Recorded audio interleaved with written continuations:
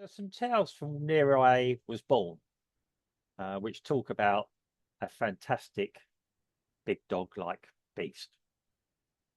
Um, I've heard many stories as I was growing up, and even more recently, and I actually teach about some as well. One notable scary story occurred in the 1960s to a gentleman who happened to be traveling on his bike towards the place Malden in Essex, which is where I was born. Incidentally, George Washington's great grandfather came from there. That's another side, bit of local folklore. He was traveling at night. So he's on his bicycle. You can imagine 1960s get up. Yeah. He was cycling, probably had a dynamo light on the front of his bike. Anyway, he's cycling along, really dark country lane. And I know the area. They are dark even today. Um, and he became aware of something strange near him.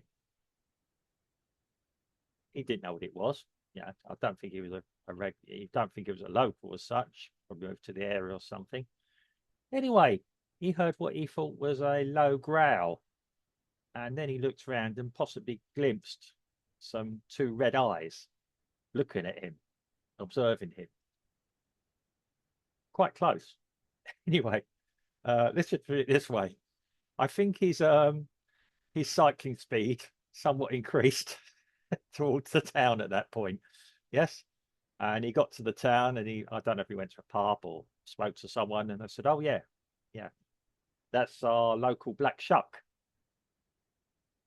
A black shuck is a name we have for the demon beast, the dog-like demon beast.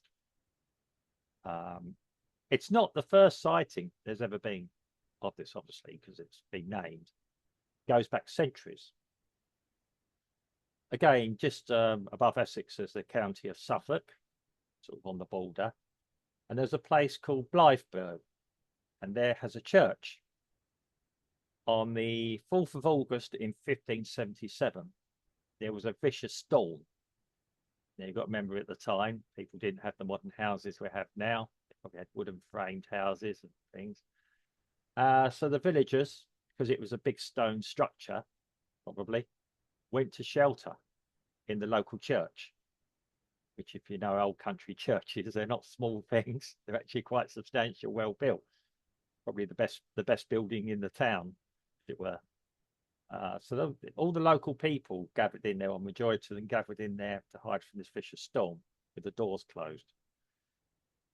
These doors were big oak doors, and you can still see them today. Anyway, the villagers were all in there, probably minding their own business. Some may have been praying that the storm would pass, leave their own properties in place. So, just a sort of kerfuffle. Some may have been chatting, catching up on the local gossip, as it were. Anyway, everyone's in there. Suddenly, the big oak doors came open, and this great big hound blasted through the doors, came running down the aisle, and bit a man and a boy, killing them both instantly. Strangely enough, having done this hound turned round and proceeded to leave the church. As it was exiting the church, it must have grabbed the doors and left a scorch mark with its paw, which is still on the church door today. You can still see it. You can go and see this scorch mark on the door, on the black shuck. So, yeah, I mean, there were a lot of witnesses to this event. So, yeah, I mean, there's been other sightings all around East Anglia of this black shuck. I grew up with it, knowing about it. We used to drive around at night, walk around at night. If you heard something and all that, it was quite nervy sometimes, because you just didn't know. Yeah. I mean, yeah, like I said, there's been so many sightings in East Anglia region that it's difficult to dismiss. Even more recently, in the 70s or the 80s, I think 70s, somebody saw one running along a beach in North Essex. Yeah. Well, it was foggy. Suddenly, this hound disappeared. And this was a Coast Guard type person, an official who saw it. So he'd have gone beyond reproach, I'd imagine. Probably, very sober, professional gentleman. Claimed he saw it. So yeah. So again, it's. I mean, this whole story has been used to actually inspire tales. For instance, in The Hound of the Baskervilles, the Sherlock Holmes story by Arthur Conan Doyle, that mentions a big black dog, which was a curse attached to a family, supposedly. The only one that knows the story will know it starts off as a supernatural tale, but it does turn into a very logical reasoning. Again, this is just stories that I grew up with. Now, the other part of my family are Irish.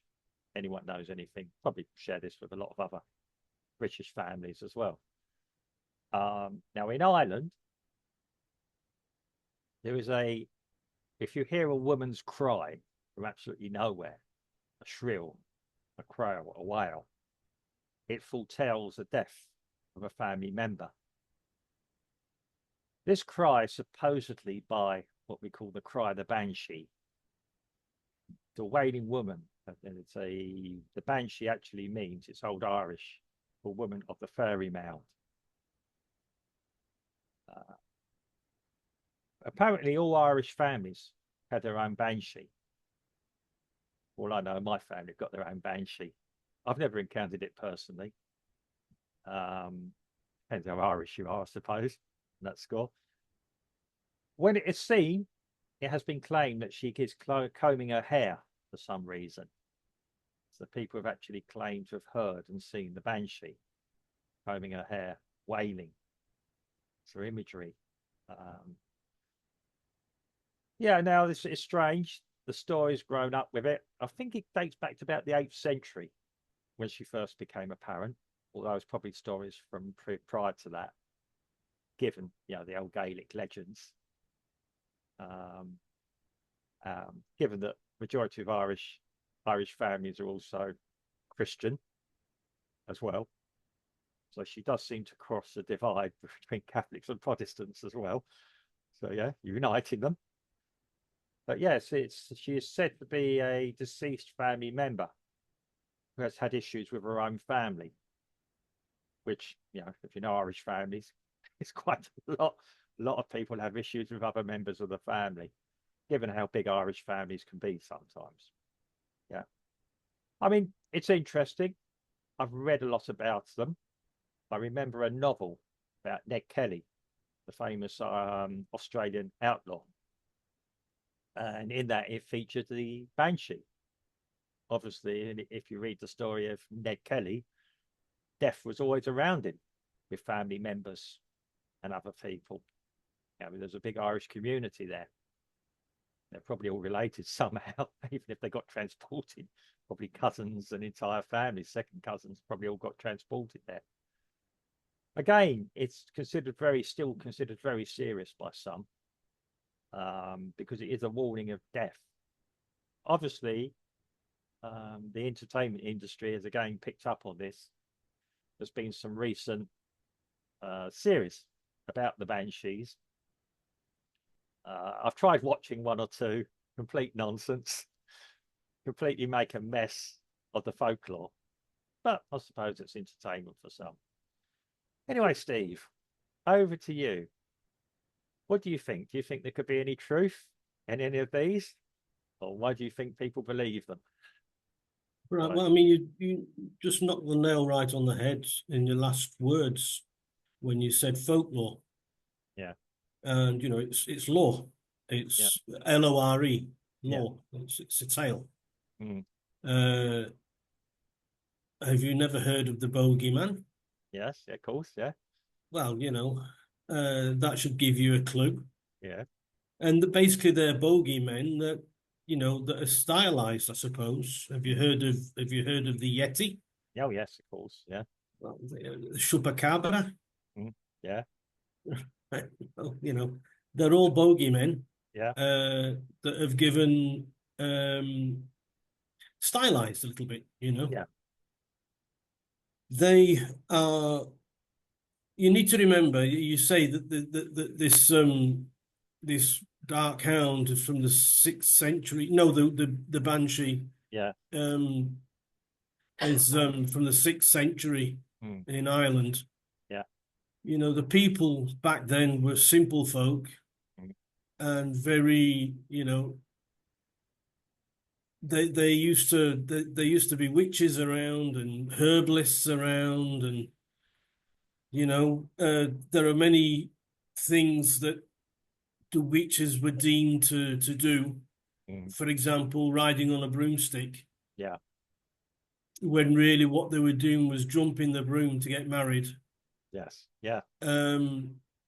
But I mean, if you with them being herbalists, you stick a few magic mushrooms in there, and all of a sudden, you know, they got the flying around Yes. from all sides. You know, Yes. Yeah. so you know, a lot of these come from that. And if Mm. you, as like you said, the Hounds of the Baskervilles Mm. was a stem off where people bring this sort of thing to a more popular culture, Yeah. a more wider culture, if you like, uh, reaching these things. You know, I mean, I'm sure there are things from here, Mm. from Probably. Recife. Yeah. You said that Recife is one of the most haunted cities in Brazil, Yeah. in another podcast that we did. So I'm Yeah. sure that there are bogeymen. When I use the term bogeyman, I don't mean a ghost. I Yeah. mean Yeah. a personality Yeah. that is going around. I mean, who's the guy in the bloody tower in the UK, in England, who's got his head under his arm? Walter Riley. It Walter could Riley. be, you Yeah. know. I mean, he seems to be trundling around still, you know. Yeah. So I mean, it's folklore. Some of it's interesting. Yeah. Uh, it all boils down to the same thing, that it's a personality that you can't touch. Yeah. You can't. Nobody's ever taken a decent photo. Nobody's actually, you know, filmed one and, you know, had a conversation with one. Yeah. I can imagine in Ireland, wailing like a banshee at a funeral is quite common. You know, there's always uh, somebody who gets hysterical when somebody dies. Yeah. I was at a funeral recently across here, and in the Velorius, where you the chapel of rests. Yes. Yeah. You know, there's so many people here that you've got several chapel of rests next door to each other that they Yeah. call boxes. Yes. And from a few boxes down, there is this scream that, Mm. like, I've never heard before. Yeah. And all of a sudden, 6 or 7 people were carrying this woman out Mm. where she just lost control, you Yeah. know. And you could say that she screamed like a banshee. Mm. Well, Yeah. I think she screamed like 3 banshees, because what I heard, it was blood curdling, you know. Yeah. Oh It dear. was Well, almost like the dead person rose back up and frightened everybody, you probably know. did. So could you please be quiet? Yeah. Yeah. Yeah. Right. I mean, we're laughing. Yeah. Death, what we are, as we know, is taken very seriously in Brazil. Yeah, Yeah. but I mean, you know, when Yeah. we Yeah. when you Yeah. know Yeah. when somebody says like, something did something like something else, that sort of the something else, it sort of gives that something else a little bit more credibility. So Yes. screaming like a banshee, Yeah. um, floating like the lady on the lake. Yeah. Uh, Yeah. I don't know. I'm sure there are short and squat like a Uh, chupacabra. you just disappointed me there. I always liked the King Arthur, that the Lady of the Lake giving him the sword. You know, I thought Well, that's not necessarily, not that lady of the lake, a uh, lady of Lady the of the lake, Lake. Yeah. Yeah. where some lady, Yeah. she has to be of high esteem. Yes. She drowned in the lake for some reason. Mm. You know, Yeah. if she was thrown off a horse, Yeah. or if her noble husband had killed her. Yeah. It depends on where you lived. Yeah. And Yes. Well, depends on how many ladies are available, you know, to make the cut.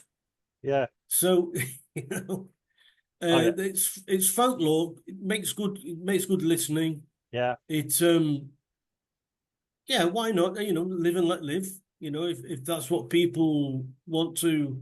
I mean, recently there was a thing about there's supposed to be a Black Panther roaming around the woods in one of the shires Yeah. recently. You Yes. know, nobody's actually filmed it, taken a decent photo. Yeah. Nobody's been eaten by one or half mauled by one, No. so they must be vegan. You know, just eating leaves and Well, eating berries. yeah. So, It's always interesting when you say nobody's taken Sony video evidence, because we've all got video cameras now, and if something happened, you'd have thought there. And it went even now with today's world, if something's happening, normally people can take a picture of some horrific accident happening in complete clarity. Something like a weird animal or something, still shaky all over the place. Yeah. yeah, well, I mean, unfortunately, Yeah. when you, especially when you're sort of like the common man being the Yeah. photojournalist, Yeah. when you get one that you could perhaps say it's a bit like Loch Ness, it's a Yes. bit like Nessie, Yeah. right? Where you get one, you think, well, okay, it could be. There are about 20 that are just, no, Well. they're just absolutely ridiculous. So, Yeah. you know, you've got to cut through a lot of chaff Oh yeah. to get to the wheat. Yeah. You know, Yeah. I mean, and just moving on. I mean, the real classic story is Dracula, of vampires. To my knowledge, and there isn't that many stories of vampires in Britain, I believe. Apparently, if you committed suicide, they used to bury you at a crossroad with a stake through your heart and garlic in your mouth, so you yeah, wouldn't get up. but Like, Dracula's from Eastern Europe. He's from yeah, Transylvania. that's the point I'm making. It wasn't from England, but Transylvania, but that came from Vlad the Impaler, who was evil, and lots of other, like you said, lots of other influences. I mean, okay, I started off in the British Isles, Hmm. but yeah, I mean that's one that I've just pulled to that. The stories around that, um, the Transylvanian family, the crazies inbreeding. Yeah, yeah, Yeah, yeah. You got the German one that I think they had one of the children locked up yeah, because of the inbreeding, and he grew all grotesque and deformed. And there's one German family that kept him yeah, locked up, and from time to time people saw him, but he was so hideous, yeah. you know. Well, But I we, mean, yeah, it isn't exclusive to the UK, of course. no, These sort of things, no. I you know, mean, like I said, you know, chupacabra is from Minas Gerais here in yeah, Brazil, or if you go in Peru, I think they've got their chupacabras yeah, también yes, too, you know. yeah, So yeah, then you've got your, like I said, you've got your Yetis, you've got your abominable snowmen, depending on how far north yeah. to Canada you get to, Well, yeah, you know, and there are many others, many folklore, yeah, my sir, is yeah, vast. yes, And like I said, folk of the people, yeah, law, stories, yes, folklore. yeah.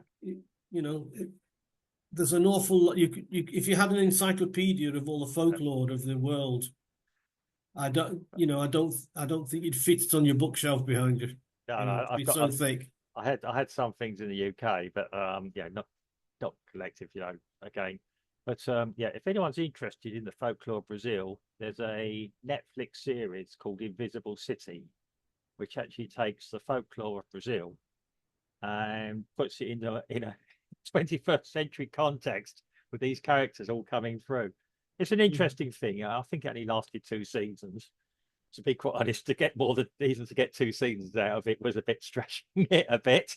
Well done to the writers. How they managed it, I do not know, but I do. It got a bit weak. It was a nice idea, but yeah, it's like you say, these ideas permeate. I actually, yeah, just interestingly, I actually wrote something for one of my lessons about some ghost stories of my town.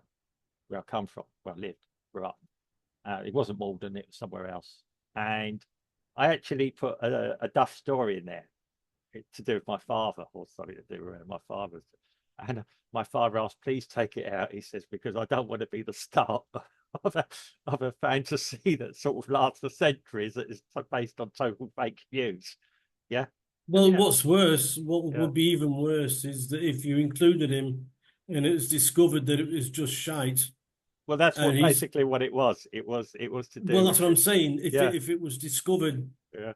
in by the general public, Yeah. then he's gonna take the brunt of it. Yeah. Yeah. I'm happily here, you know. Yeah, I mean, it wasn't him claiming anything. It was me just messing around on something. I tell you what, yeah, my father is now you're a musician. My father is a musician. And I said about him playing the organ, community he does sometimes. Mm. And I said, yeah, when he plays a bad note, it must be an evil spirit grabbing his hands and moving it into the wrong place. Yeah. And he says, don't say that.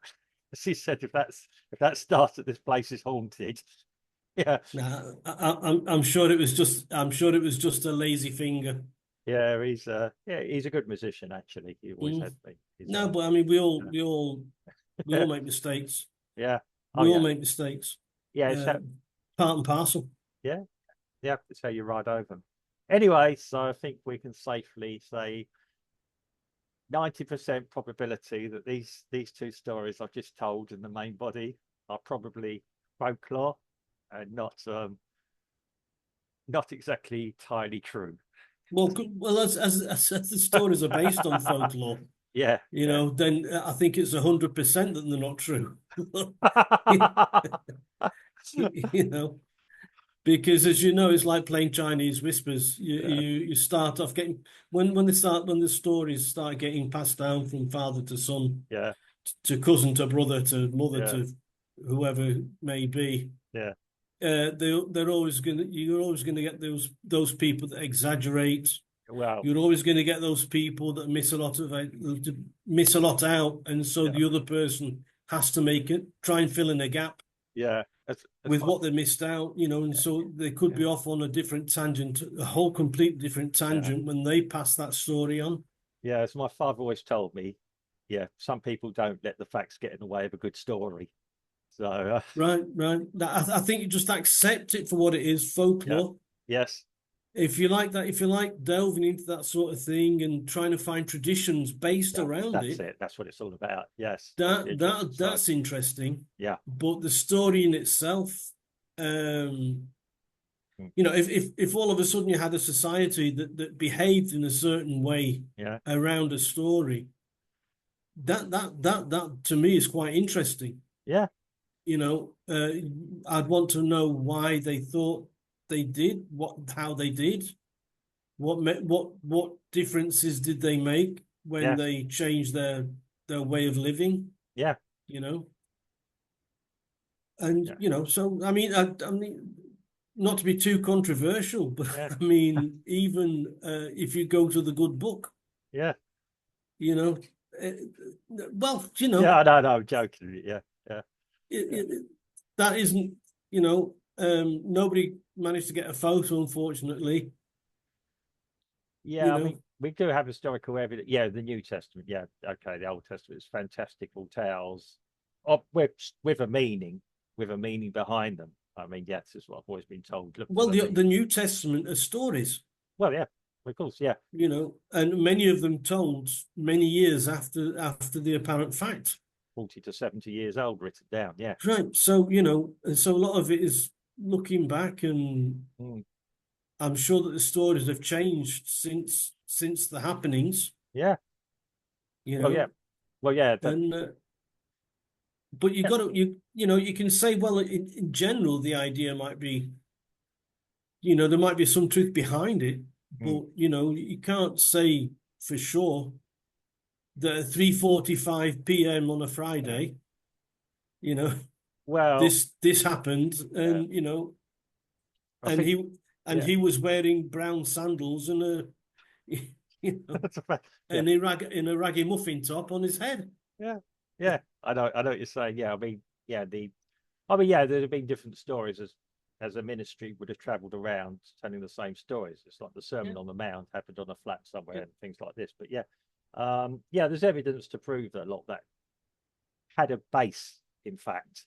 And that's, I mean, yeah, there's lots of scholars who will admit that as well. Even in the church, I was told, yeah, you look for the meaning, not. And like you say, with these folklore, where did it come from? What was the origin? Right. I mean, let's look at the Wailing Banshee one. Yeah. Right. I'm sure that at one time, somebody might have seen some sort of apparition. Yeah. Or thought like them seeing the big dog in the fog. Yeah. They thought that they saw something. Yeah. And it was at a funeral. It was during a funeral, and there was somebody screaming. Yeah. The whole thing's pulled together. Right. Yeah. So that could be based on something that actually happened. However, yeah, when you go through, 20 generations, the tendency is for it to. Yeah. And I'm sure that's why the Irish have a jolly good wake when somebody dies. Well, yeah. To try and wash out the banshees, so that the banshees don't come. Yeah, and lament. Yeah, well, this is what I explained to my wife when she was in England one day, and she loved my grandmother. My grandmother passed, and my wife, Brazilian. The only time I've seen Brazilians get really somber, you said about the women getting very emotional. In Brazil, you go to the place the morning, the crematorium or cemetery, sorry, and then everyone goes home, which is the only time I've seen a Brazilian family not party. Normally, if there's a gathering of family, everyone's partying. My family partied. As I explained to my wife, we were celebrating the life, not mourning the death. Yes. And mourning the death is very egotistical. Yeah. You're thinking about yourself rather than the person who's died, because you're lamenting that you will never see them again, and you're thinking about your feelings, and not necessarily what the person has done throughout their lives. Yeah, I mean, it's sad. You've got the good memories, and keep them going. As we said about my grandmother's funeral, my grandmother would have really enjoyed her funeral. Yeah, and of course, yeah. She'd have really, but she wouldn't have kept. She used to talk a lot. She would have kept talking about it. Yeah, she's probably up there. And I'm sure she would have had a jolly good laugh. Oh yeah. She'd have. Yeah, that's what it's all about.